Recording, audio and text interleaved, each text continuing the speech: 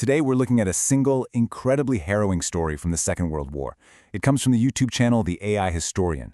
And we're not talking about grand strategies or famous battles here. No, this is about something deeply personal. One family's unthinkable choice, a moment that really captures the true human cost of war. The source material doesn't exactly ease you in. Right away, it confronts you with this impossible dilemma. This one quote really frames the whole story we're about to unpack, a choice so brutal, it's almost impossible to even wrap your head around it. So, to really understand this moment, we need to set the scene. The time is World War II. The place is China, right in the middle of the Japanese invasion. This was a theater of the war that was just marked by immense suffering and brutal, widespread conflict. Now, the source uses a very specific and very powerful term to talk about these events, the Asian Holocaust.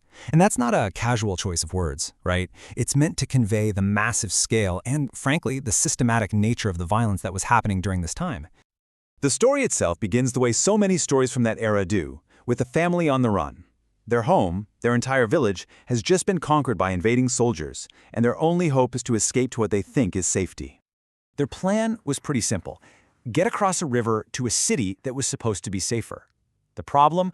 There was only one way to do it, a single bridge. And, crucially, the family was large. It included many women and young granddaughters, which slowed them down and made them tragically vulnerable. And you can just imagine the desperation, right? But despite their best efforts, despite how urgently they were moving, they just weren't fast enough. They were caught by the pursuing soldiers before they could even reach the bridge. What happened next is absolutely horrific, but it's essential to understanding the full weight of the story. The source says it directly. Upon catching them, the barbaric Japanese soldiers started stripping and assaulting the women. And this happened right in front of the men of the family. After that unthinkable violence, the torment wasn't over.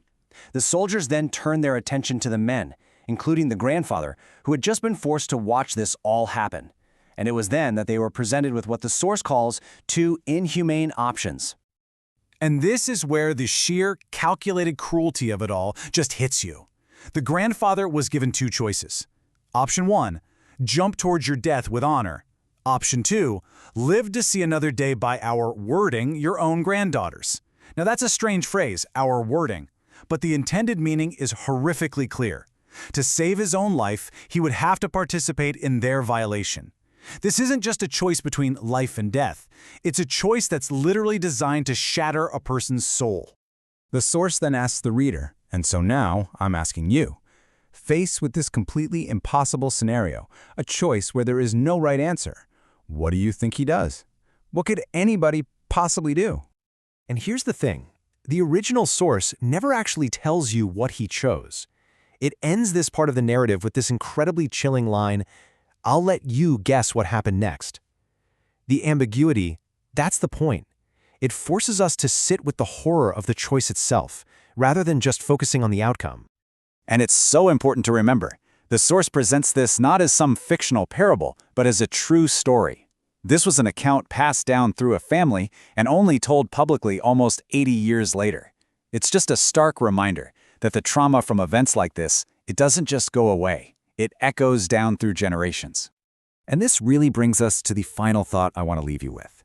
You know, we hear the big statistics of war. Millions dead, cities destroyed, and the numbers can start to feel abstract, almost meaningless. But then you hear a story like this one, about a single family, on a single bridge, facing one unthinkable choice. So the question is, how do these individual stories, these moments of horror, help us truly grasp the immense, unbelievable scale of history?